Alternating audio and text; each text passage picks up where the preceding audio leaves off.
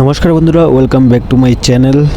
আশা করি তোমরা সবাই ভালো আছো, ভালো থেকো এবং সুস্থ থেকো। তো আজকে ছোট্ট একটা ভিডিও নিয়ে আসলাম তোমাদের সামনে। আশা করি তোমাদের সবাইকে ভালো লাগবে সবারই।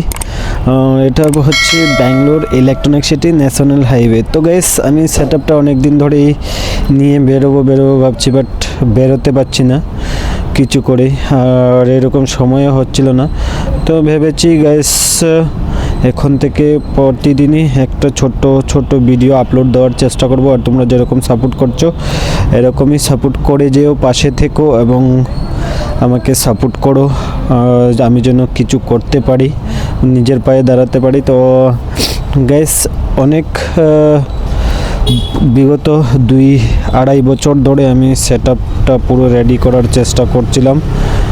অলমোস্ট আমার সব কিছু কমপ্লিট হয়ে গেছে, দেখতে পাচ্ছ। এখন আমি পুরো মোটো ব্লগিং বা ব্লগিংয়ের জন্য, রাইডিংয়ের জন্য, সব কিছুর জন্য পুরো কমপ্লিট সেট আপ হয়ে গেছে আমার, তোমাদের সবার আশীর্বাদে। তো গাইস, এরকমই বর্তমানে নতুন ভিডিও পেয়ে থাকবে, আপলোড করে থাকবো। কারণ এখন আর আমার কোনো অসুবিধা নেই ভিডিও বানানোর জন্য। আগে অনেক সমস্যা ছিল, মাইক ছিল না, ক্যামেরা ভালো ছিল না। সো গাইস, দেখতে পাচ্ছ, এটা হচ্ছে ইলেকট্রনিক সিটি ন্যাশনাল হাইওয়ে, যেটা হচ্ছে তোমার পুরো ব্যাঙ্গালোরে অ্যাটাচ হয়। এই হাইওয়েটা তোমার স্টার্টিং হচ্ছে চেন্নাই থেকে আসার সময় এই হাইওয়ে দিয়ে আমরা ব্যাঙ্গালোরে এন্ট্রি করি, ন্যাশনাল হাইওয়ে যেটা 44 বলে। আর আজকের ওয়েদারটা খুবই ভালো এবং খুবই সুন্দর। আর সামনে হচ্ছে দেখতে পাচ্ছ মেট্রো স্টেশন। আর ভাই, এটা হচ্ছে টয়োটার গাড়ি, অনেক দামি গাড়ি দেখে লাগছে।